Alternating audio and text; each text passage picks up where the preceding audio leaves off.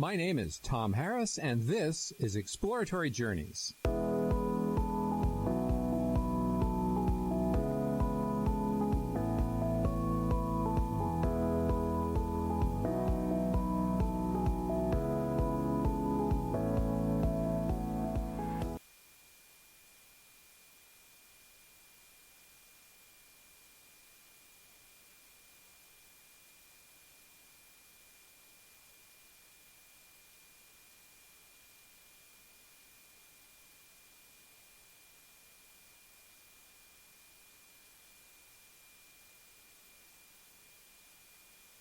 My name is Tom Harris, and this is Exploratory Journeys.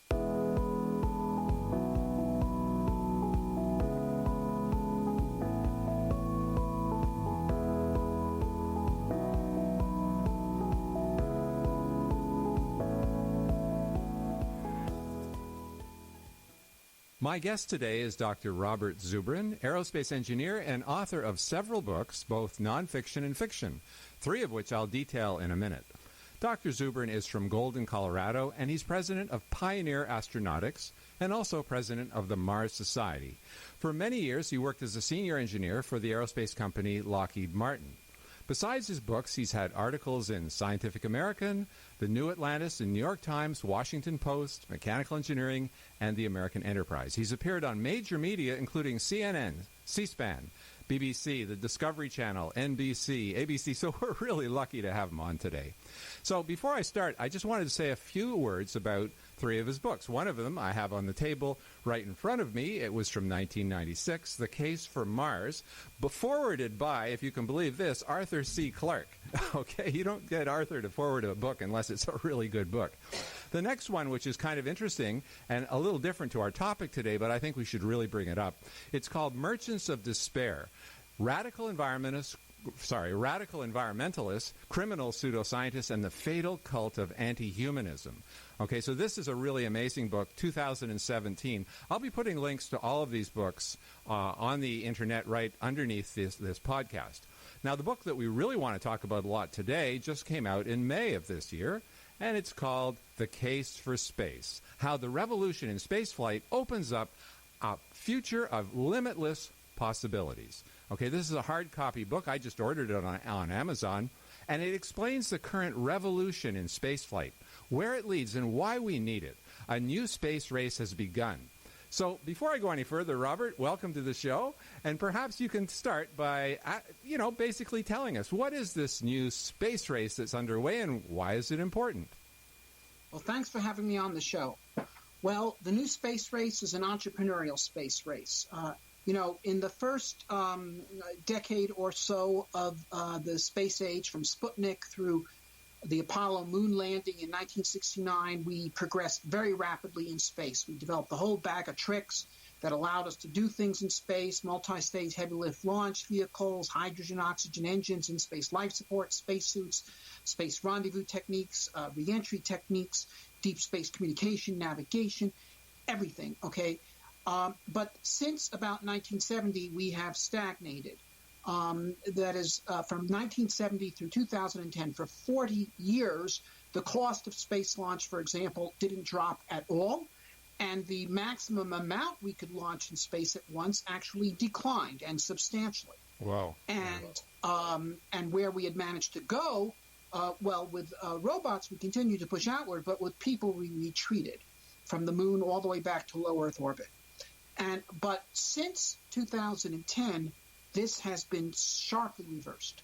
Since 2010, after 40 years of absolute stagnation in launch cost reduction, the cost of space launch has been driven down by a factor of 5.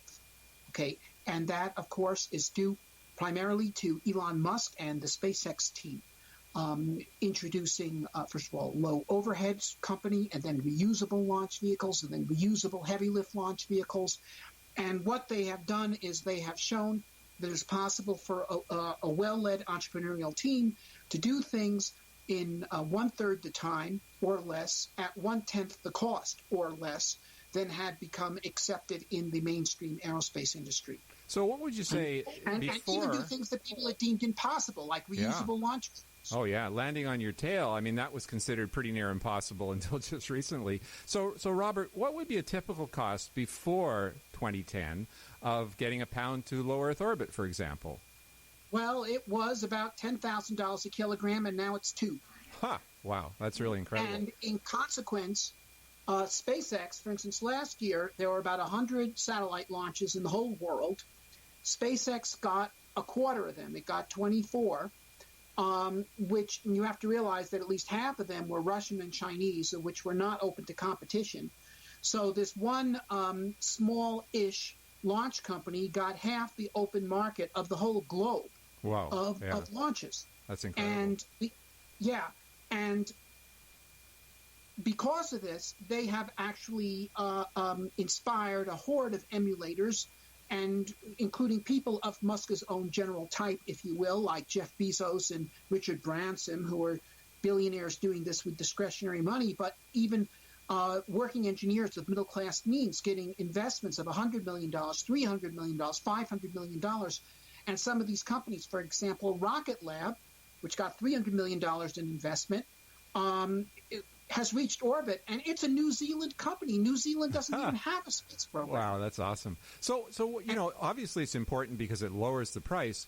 Elon Musk talks about basically preserving consciousness. He's afraid of a mass extinction event and says that that's one of the motivations behind trying to make the cosmos accessible to humans. Do you agree with him on that? Well, kind of. Sometimes he puts it as we need to have people on Mars so there's some survivors. I don't buy that explanation. I buy another explanation, which he also says, which is that by becoming a spacefaring species, we can prevent asteroid impacts. So we're not going to space to desert the Earth. We're going to space to protect the Earth. Yeah, exactly. I heard Buzz Aldrin say that we need to have the humility to protect the planet, the Earth, but also the courage to move into space. Now, concerning your 1996 book, which I have right here, a marvelous book, The Case for Mars, do you still support the Mars Direct approach? And can you basically tell us about it? Yes, I do. And it has been, for the most part, embraced by SpaceX. That is, they're talking about building this reusable launch vehicle that flies all the way to Mars, lands, and refuels with methane and oxygen propellant made on the surface of Mars out of local materials, which is the core of the Mars Direct plan. So the way I would do it with 2 launches of a heavy lift vehicle. The first shoots off to Mars an Earth return vehicle with no one in it, and it lands and it makes its return propellant. Initially, we were talking about bringing hydrogen to Mars and reacting it with carbon dioxide, which is the Martian atmosphere, to make methane and oxygen. But now we know that there is water on Mars, pure water ice, readily available in mid-latitudes, and we can make all of it out of Martian materials.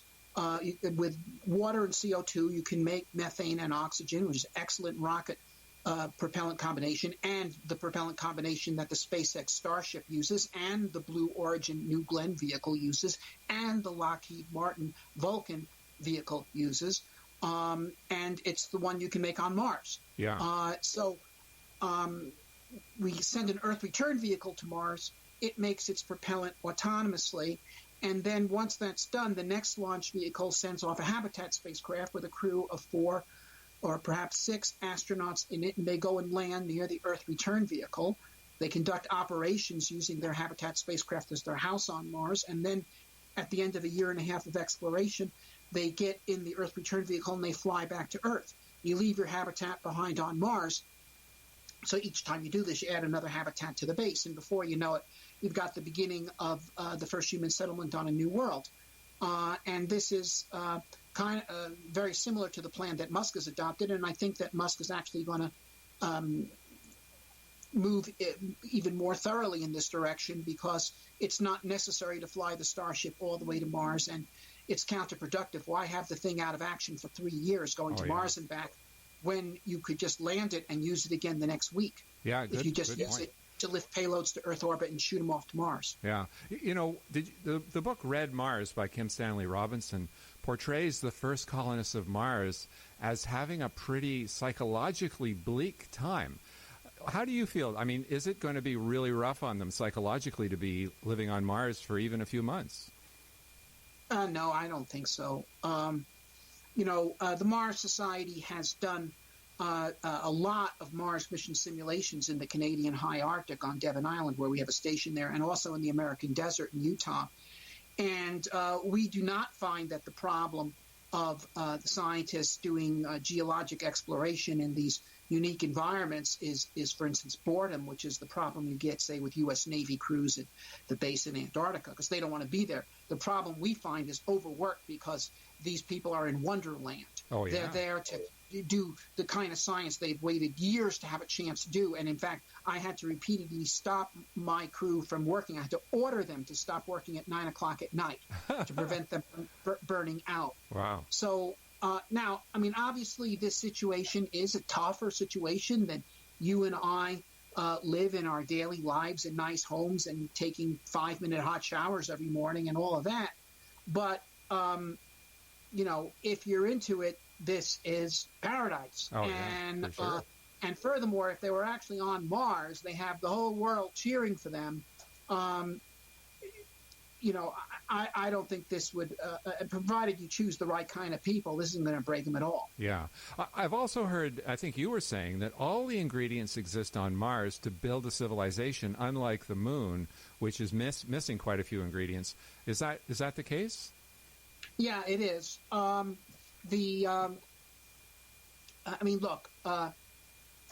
There is water on the Moon, but only in permanently shadowed craters at 40 Kelvin in the poles. Oh, yeah. There are continent-sized regions on Mars that are 60% water by weight, and we've now discovered glaciers on Mars of pure water ice as far south as 38 degrees north, which is like San Francisco on Earth. And these glaciers have more water than the American and Canadian Great Lakes do. Wow. So this is substantial. Now, furthermore, there's carbon on Mars. And after water, we are made of carbon. We're carbon-based life forms. We're made of carbon. Everything we eat is made of carbon. Everything we wear is made of carbon. Everything we use is either made of carbon or made with the help of carbon. So you really need carbon, and you don't have it on the Moon. You got plenty of it on Mars. Then the next element of life that's interesting and important is nitrogen. There's nitrogen on Mars. It's the minority constituent to the Martian atmosphere. There's no nitrogen on the Moon. And you could go down the list. About half the elements of industry are missing on the Moon. They're all prevalent on Mars. Mars has got a 24-hour day, which is good for plants, instead of 2 weeks of light, 2 weeks of dark, which is what you got on the Moon. Mars has got a complicated geologic history, which is what you need to take geochemically rare elements, like, for instance, copper, and concentrate them into useful mineral ores. You haven't had that on the Moon. There's copper on Mars, too. Yes, there is. Wow. Now, it's interesting because Vice President Pence has announced this Lunar Gateway project, followed by a moon base at the South Pole by 2024. But is that really the next best step, do you think, in moving into space? No, it's not. Now, there's two issues there. One is the Gateway, and the other is the Moon.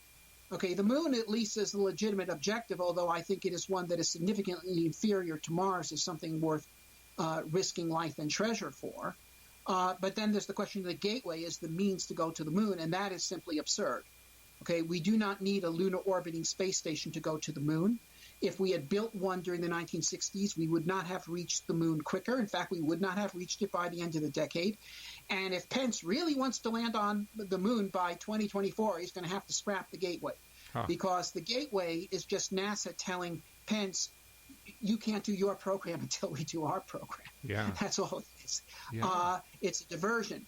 Now, in terms, though, of what should be the objective, I believe the objective should be Mars. Mars is where the science is. It's where the challenge is. It's where the future is. It's where we're going to find out about the potential prevalence of diversity of life in the universe. It's the challenge that's going to inspire another generation of young people to enter science that cannot be duplicated by repeating something their grandparents' generation did on the Moon. And it's where the future is. It is the planet that has the materials needed not only to support life, but technological civilization. And so it's the challenge we need to take on. Now, I'm not against going to the Moon. I'm against getting stuck on the Moon. I'm against a lunar base architecture, which is what NASA is developing, that requires the maximum amount of heavy lift launches in order to create an entitlement for their SLS heavy lift launch vehicle program. Oh, okay. You would want it, to the extent you need it, you want to minimize the number of such launches, so that if you are going to have that program, you can redeploy it for the next objective instead of having all your resources tied up on the moon. So I'm fine with going to the moon, but not with getting stuck on the moon. So do you think going the SLS, maybe they're just rationalizing it by having the requirement for heavy lift launches to the moon? Is that possibly part of the reason they're pushing Lunar Gateway and the moon base? Yeah, that's exactly the reason. That is, this is not a purpose-driven program. It is a vendor-driven program. Oh, wow. They are not spending money to do things. They are doing things in order to spend money. And, I mean, look, that's not how all of NASA is. If you look at NASA's space astronomy program, if you look at its robotic exploration program, those are purpose-driven programs. And as a consequence, they've achieved a great deal. Apollo was a purpose-driven program, albeit not a scientific purpose, but nevertheless it was a purpose to astound the world with what 3 people could do. And so they didn't try to take as long as possible to do Apollo. Yeah. They went for the straight path. But since that time, without a clear objective, what the main concern of the people left in charge of NASA has been is, how do we preserve the force we have in being? In other words, how do we keep business going? Right. And so then you get into the thing of doing things in the longest amount of time. So we have this absurd program. You know, the Orion space capsule, which is just an enlarged Apollo capsule, this program's been going for 15 years. The original Apollo capsule, when we were actually inventing something new, was a 5-year program, from program start to flying with people. This has been 15. So if they did the moon base and dropped the Lunar Gateway and used the moon base as specifically preparing for the Mars mission, then you'd support what they're doing.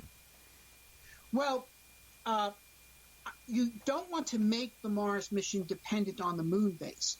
That's imposing a liability on the Mars mission. Look, the only good thing, and it is a very good thing, that Pence did with this moon program is he gave it a deadline, which is 2024. Yeah. Which is to say, hey, guys, this is not a vision. This is a program. Okay, we actually want to do this. This is actually a stake. It's not just sizzle. Figure out how to do this. Now, in other words, it was the discipline of the deadline of 1969 that forced NASA to take Apollo seriously and actually get to the moon. This thing has this deadline on it, and that deadline is in direct conflict with this Lunar Orbit Gateway. Oh, right. If they are serious about doing this, they will have to force the Gateway off the table. Mm-hmm. And they'll say, and we want you to spend that money on building a lunar lander, which you actually do need if you want to land on the moon, as opposed to a lunar orbiting toll booth, which you don't. Exactly. And now, furthermore, I would like it done with the idea that this is an objective of some interest, but nevertheless a intermediate objective on the way to Mars. And so I discuss this at length in my book, The Case for Space. I talk about an alternative architecture called Moon Direct, where we move as rapidly as possible to get lunar propellant making operational, hydrogen-oxygen propellant operational, which once you have that, you no longer need heavy lift vehicles to go to the moon. You can do it with medium lift vehicles. You could do it with a single launch of a Falcon 9, actually, the recurring mission, once lunar propellant is available. Did you mean once lunar propellant's available, we can easily get to Mars without heavy lift? Is that what you meant? No. What I meant is, once lunar propellant is available, the recurring mission to the moon no longer requires a heavy lift launch. Oh, because you have your propellant there. So you can redeploy your heavy lift capability to Mars. So by analogy, think of Normandy Beach. To take Normandy Beach, it took the best combat divisions of the United States, Britain, Canada, okay? But once Normandy Beach was taken, the beach can be administered by rear echelon units, and the exceptional combat units can be redeployed to liberate the rest of France. Yeah. And that's how it is. If you have SLS is a very expensive vehicle, but until Starship is flying, it will be the most capable vehicle, okay? And if you actually need it, you don't want to tie it up Okay, you don't want to send a man to a mission a boy can handle. Yeah. So now that's something I'm really going to have to read in your book. As I say, I just ordered it, and I certainly encourage all our listeners to. I'll include a link to it. It's very recent, May of 2019. Now, people often point to the huge financial costs of sending people to explore and eventually settle space. And you know, a lot of the space agencies talk about spin-offs and jobs and wealth creation, which are real benefits. But what are the main reasons that you give for our expansion into space? Well, okay, there's a number of reasons, and a third of the book, The Case for Space, is devoted to this. You know, most space books are just about the how, but I'm also talking about the why. And there's a number of reasons. One is for the knowledge. To just take two critical examples in physics and biology, we have learned most of the physics that we do know through astronomy. The laws of gravitation, the laws of classical physics were learned through astronomy. Much of electromagnetism was learned through astronomy. Relativity was learned through astronomy. Nuclear fusion was learned through astronomy. And if we're going to understand what the laws of the universe really are and why they are what they are, it's the universe that has the lab that can show us the answers to this. It's far more extensive than anything we can build. And there's no better place to do astronomy than space. And then there's biology. There's a real question about what is the true nature of life. You know, on Earth, all life is DNA and RNA. It all uses the same alphabet. Okay, but is that what life is? You know, English, French uses the same alphabet. We have a common origin from the Latin alphabet, but Chinese is a separate origin. It's a separate alphabet. It's organized on completely different principles, although it does accomplish the same thing. And what is the possible varieties of life there can be in the universe? And this is really important, not just for, biologists, being interested in interesting things, but, what biology is self-replicating machines. Right. I mean, that's what microbes are. They are self-replicating machines. They are the real nanotechnology, and they have tremendous power. They have remade the Earth. They can remake planets, and they can be used for all sorts of things. We can learn about this by going to Mars. Okay, so that's the knowledge. The second, the challenge. I believe that societies are like individuals. We grow and we challenge ourselves. We stagnate when we're not. The Humans to Mars program would be a tremendous positive challenge, particularly to the youth of every society that's participating. It would say to every kid, learn your science. You could be an explorer of new worlds. Youth loves adventure. Out of Apollo, we doubled the number of science graduates in the United States, and the effect now would be actually much larger because science and engineering are open to women now in a way that was not the case in the 60s. So there's that. Then there's our survival. Things in space are all flying around and they hit each other. And, the Earth is in space, okay? And things hit it. And, actually an asteroid hit the Earth last December 18th with an energy equal to 10 Hiroshima bombs. It landed in the Bering Sea. Is that right? Wow. That's right. So this is not just something that happened to the dinosaurs. This happened last year, okay, although on a much smaller scale. And we have to take control of this traffic, and we can only do that by becoming spacefaring. Yeah. And then there is the future, okay, which has to do with both creating a grand open future for humanity by doing this, of expanding the possibilities of human civilization. When we left Africa, human beings are not really native to the Earth. We're native to Kenya. Okay, that's our natural habitat. We're tropical animals. That's why we got these long, thin arms with no fur on them. No human being in the true state of nature could survive a single winter night in Canada. That's for sure. Not one night. Okay, it needs clothing, it needs fire, it needs houses. So this is technology has made us a global species, and so we went from being a local species to a global species with 200 countries and hundreds of languages and cultures and civilizations and different contributions to thought and technology and all the rest. We go into space, we're going to create something as grand in comparison to what we have now as what we are now is compared to what we started with. Oh, yeah, okay? For sure. And then there's another thing, and I talk about this in the book, and this is something that people really need to understand. which is how you view the future affects what's going to happen much sooner than that future that you're thinking about. And in my view, the big threat to humanity today is not resource exhaustion or global warming or meteor impacts or any of these things. I think the immediate threat and a very serious threat to humanity is the same thing that threatened humanity in the 20th century, which is bad ideas. And in particular, one bad idea, which is that there isn't enough to go around. I mean, this is fundamentally the bad idea underlying both world wars, the Holocaust, the Holodomor, and all the rest of the horrors that we inflicted on ourselves. Because if you think there isn't enough to go around, then we're all enemies. And, if there isn't enough around, who's going to get it, us or them? And then if it comes down to that, then the question is, when do we have it out, now or later? And by definition, it's always better for one side or the other to settle it now rather than later. And so, 1912, General Friedrich Bernhardi of German General Staff wrote this international bestseller. In English, it's called Germany in the Next War. You can still get it. Oh, is that right? That's right. And it basically said, we're going to have it out with Russia. Should it be sooner or later? Make it sooner before they industrialize. Okay? Yeah. And it's also the same thing as why Japan decided to try to wreck China, and and Hitler even more hysterically, Germany needs living space. The laws of existence require uninterrupted killing so that the better may live, blah, blah. It's all nonsense, all untrue. Okay, Germany today is smaller than the Third Reich, has a larger population and a much higher standard of living. This is all in their heads. Okay, in other words, World War II was not caused by Germany running out of resources. It was caused by the belief that sooner or later they would run out of resources.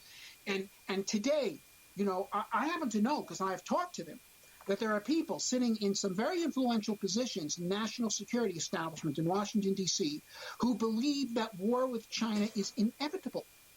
Because there's 1.3 billion of them, and if they develop and they all have cars the way Westerners do, there's not going to be enough oil in the world. Okay? And you can bet your bottom dollar that there are people in Beijing who are looking at the chessboard from the other side of the table and thinking the exact same thing. Huh. So moving into space then is going to open the door to essentially limitless resources. Yes, but the thing that would actually has the most immediate impact is not the actual resources brought back from space, but simply brought the understanding that there are unlimited resources brought back from space. That we make it clear that it's not true that there's only so much to go around, because the Earth has an infinite sky and it's wide open. Yeah. So in other words, it's partly the optimism instead of pessimism that the space program generates. I mean, I've heard it said that one of the greatest threats to survival is pessimistic anticipation. We only have a couple of minutes left, but if you were to forecast your ideal future, where would you say we can go in the next century? All right, let me read you a little passage from the book, because near the conclusion of the book, the case for space. That's right. So this is actually on page 317 of the book, and it says the following. As I write these lines, the 50th anniversary of the Apollo moon landing is coming into view. And, where are we going to be in the next 50 years if we seize the opportunity before us of the entrepreneurial space revolution? Okay, now I'll quote. Here's my vision of where we could be. We will have fusion power and open sea mariculture, and will no longer be living in fear of climate change, resource exhaustion, or each other. We will be a cosmopolitan civilization able to travel the globe freely through suborbital space in less than an hour, so that nearly everyone will have friends in every land. We will have research laboratories, industries, and hotels on orbit. We will have scientific bases, astronomical interferometers, and helium-3 mines on the moon.